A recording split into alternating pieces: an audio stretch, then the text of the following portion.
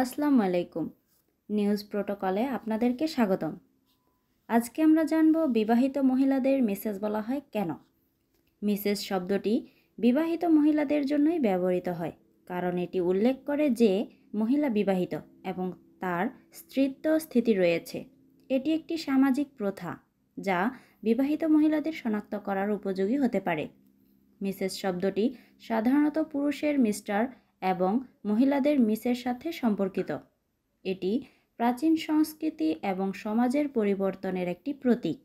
আমরা শৈশব থেকেই এই শব্দটির সাথে পরিচিত এবং লিখতে বা বলতেও ব্যবহার করে থাকি।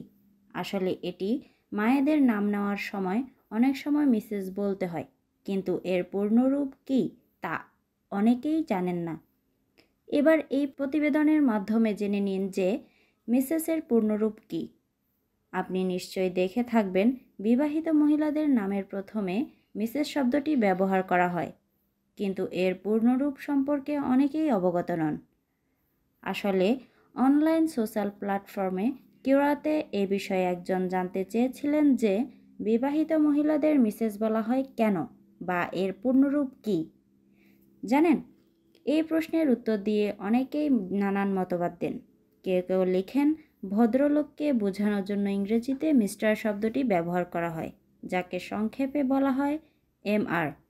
একইভাবে ওই ভদ্রলোকের স্ত্রীর জন্য মিসেস শব্দটি ব্যবহৃত হয়।